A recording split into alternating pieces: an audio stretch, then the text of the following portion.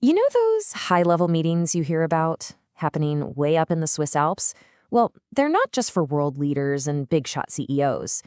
Turns out the decisions made in those rooms have a direct line to your wallet. So today, let's break down what the 2026 World Economic Forum in Davos really means for American businesses and for you. Now, to get to the heart of this, we're diving deep into an extensive research report from Virtualization Options LLC. The full title is a mouthful. Key takeaways from the 2026 World Economic Summit in Davos and their impact on U.S. business and consumers. But they've done the really heavy lifting here, connecting all the dots from global policy right down to your personal finances, so everything we're about to cover is grounded in their expert analysis. The single biggest idea in this whole report is what they call a macro to micro impact cascade. It sounds fancy, but think of it like a set of dominoes. Big global shifts happen at the top, that's the macro level, and they eventually ripple all the way down to the micro level, and that's you, the consumer. The key metrics you see here, things like tariffs, inflation, and interest rates, well, those are the first big dominoes to fall. So let's start at the very top of that cascade, the view from Davos. The official theme for 2026 was all about having a spirit of dialogue. But really, let's be honest, that was basically code for trying to find any common ground in a world that feels like it's getting more and more fractured. Because underneath all that talk of dialogue, the reality is a world that's kind of pulling apart at the seams.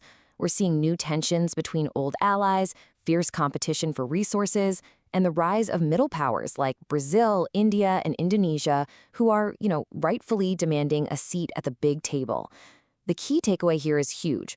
Geopolitical risk isn't some abstract idea anymore. It's now a real structural cost that companies have to factor into every single decision they make. And all that geopolitical friction, it leads directly to the first major domino toppling over. A really dramatic change in how countries trade with each other. This is the big shift we're seeing. Okay, I want you to look at this number. Just let it sink in for a second. 17.4%.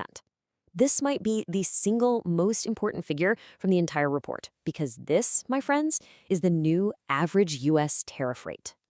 This chart shows you just how staggering that jump really is. I mean, look at it. The average rate surged from a historic low of just 2.4% all the way up to where we are now. And that's not just a number on a page. It creates this massive ripple effect. Our trading partners hit back, supply chains get all tangled up, and ultimately, it leads to higher prices for you on things like electronics, clothes, and even food.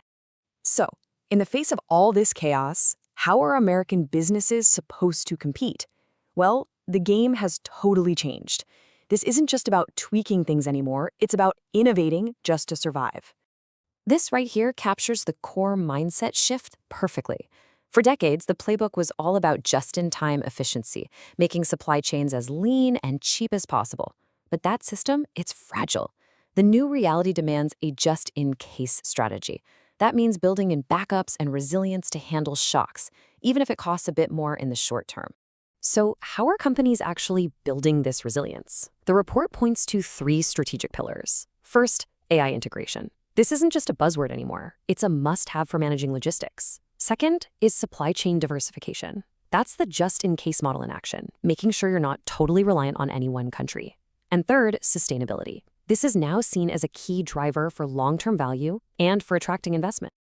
Okay, so we've looked at the big global picture and how companies are reacting. But now we get to the bottom of that cascade, the part that really truly matters, the impact on you. Let's really connect the dots. How does a tariff surge or some corporate strategy shift in a boardroom somewhere actually feel in your everyday life? Let's talk about your household budget and your job. The report describes the current 3.2% inflation as a double squeeze, and that's a perfect way to put it. On one side, you're getting hit by higher prices thanks to those tariffs on imported stuff. And on the other side, slower economic growth is limiting job opportunities and keeping wages from growing much. It's pressure coming from both directions at once. And that pressure on family finances is intense. Think of it like this seesaw. On one side, you got debts, like credit card balances and those expensive car loans, all being pushed down by a 5.25% interest rate. For a lot of families, that side is way heavier than their assets, like savings. The crucial point here is that the era of free money, of super low rates, is over. Financial health today means getting aggressive about managing debt. All right, so that's the diagnosis. What's the prescription? Let's switch gears and look forward at how to navigate this new economic world. The report offers some really clear takeaways for three key parts of your life. For your wallet, prices are going to stay high and borrowing money is expensive, so making debt reduction priority number one is key. For your job, AI automation is here. Your best defense is to be adaptable and lean into those human skills, creativity, communication that machines can't copy. And for your future, look for stability and opportunity in green energy and digital infrastructure. That's where the growth is, even if getting there is a little bumpy.